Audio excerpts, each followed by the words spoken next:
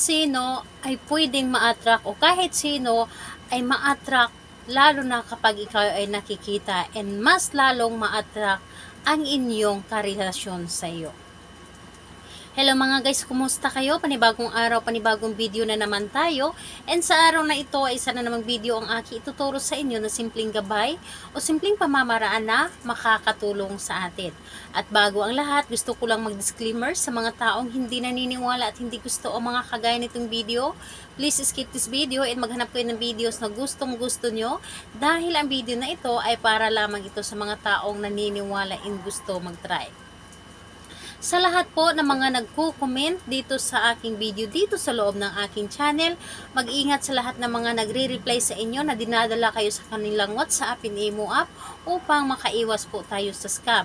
Ngayon po, ituturo ko sa inyo paano ma-attract yung mga tao sa inyo. Yung tipong hindi naman tayo gaano kaganda ngunit naa-attract pa rin sila sa atin.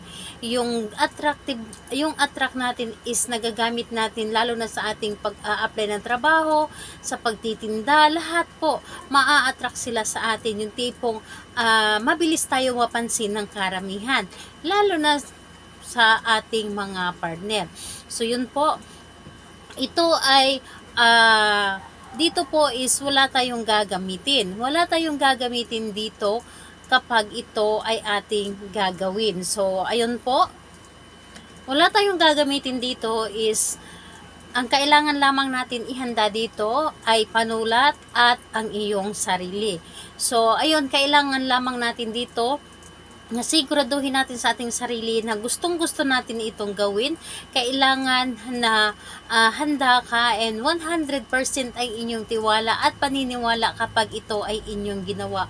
At napakadali lamang itong gagawin ang ritual na ito upang lahat ng tao makakakita sa inyo ay sobrang ma-attract sa inyo. Yung tipong ang lakas or palakyasahin natin ang ating karisma. So dito kapag handa ka na, ang gagawin mo lamang dito is sa inyong hintuturo tulad po nito.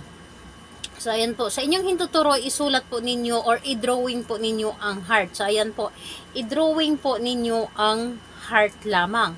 I-drawing ninyo ang heart bago kayo matulog sa gabi. Gawin ninyo ito bago kayo matulog sa gabi ng Friday or Tuesday lamang. Yun lamang ang pagkagawa natin nito. So, Friday and Tuesday lamang ng gabi sa paggawa nito. So, mag-drawing lamang ng heart dito sa ating hintuturo.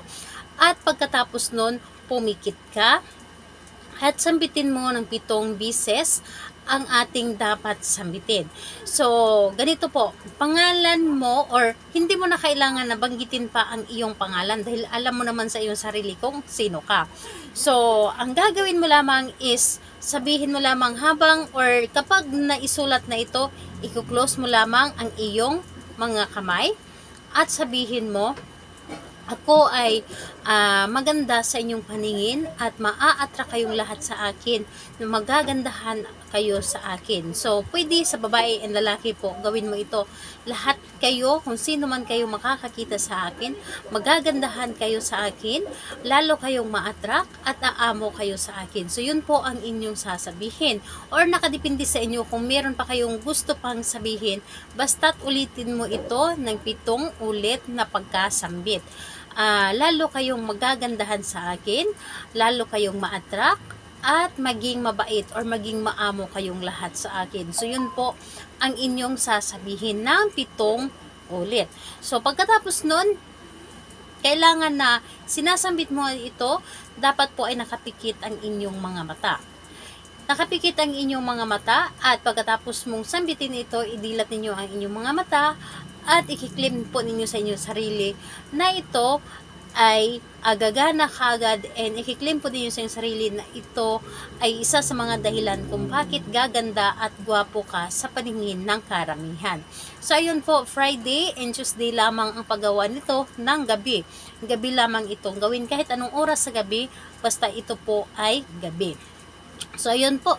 Sa lahat po ng mga gustong magpa-shoutout, mag-comment lamang sa baba para ma-shoutout ko kayo sa next video. And sa lahat din po ng mga gustong magtanong, mag-comment lang din po sa baba para ma-replyan ko po kayo. Salamat po sa inyo. Bye-bye everyone. God bless us all.